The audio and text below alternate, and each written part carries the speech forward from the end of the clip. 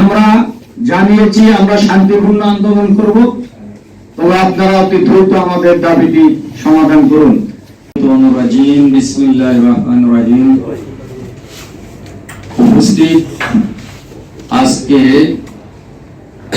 37 দিন আন্দোলনরত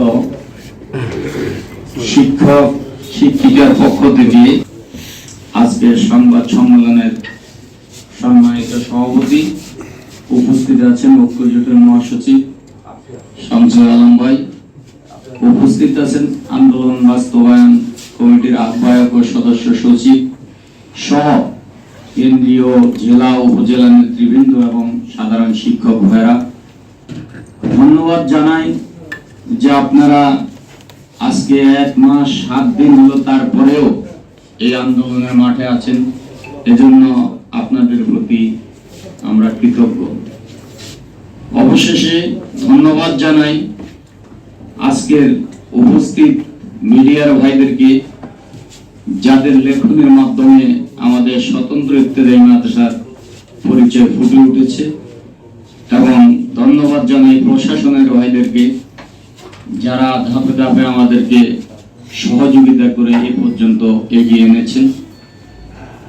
দুঃখ প্রকাশ করি আজকে বৈষম্য নিরসনের ওয়াদা করে যে গদিতে বসেছেন অন্তর্বর্তীকালীন সরকারের প্রধান উপদেষ্টা, শিক্ষা উপদেষ্টা এবং শিক্ষা সচিব ও সংশ্লিষ্ট কর্মকর্তাদের প্রতি, এই জন্য তাদের প্রতি দুঃখ প্রকাশ করি।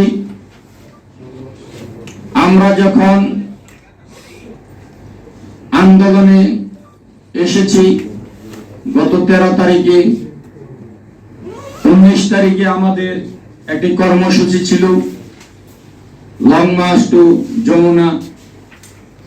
সেখান থেকে আমাদেরকে প্রতিনিধি দল নিয়ে প্রধান উপদেষ্টার কার্যালয়ে প্রধান উপদেষ্টার প্রতিনিধির সাথে বৈঠক করে সেখানে ওয়াদা দিলেন অতি দ্রুত আমাদের দাবি বাস্তবায়ন হতে যাচ্ছে, আমরা আন্দোলন ছেড়ে চলে যাওয়ার জন্য। আমরা জানিয়েছি আমরা শান্তিপূর্ণ আন্দোলন করব, তবে আপনারা অতি দ্রুত আমাদের দাবিটি সমাধান করুন। এরপরে যখন আমরা সচিবালয় অভিমুখে মিছিল সহকারে পদযাত্রা করেছিলাম, সেখানে পুলিশের বাধায় আমাদের প্রতিনিধি দল নিয়ে মন্ত্রণালয়ে বৈঠক হলো। সেখানে এমনি বললেন যেন আজ না হলো কাল অবশ্যই সমাধান হতে যাচ্ছে। এভাবে আজ 37 দিনের মধ্যে কয়েকটি বৈঠক হলো। এমন কোন কর্মকর্তা বলেন নাই যে আপনাদের এটা অযৌক্তিক, আপনারা এই দাবি ছেড়ে চলে যান।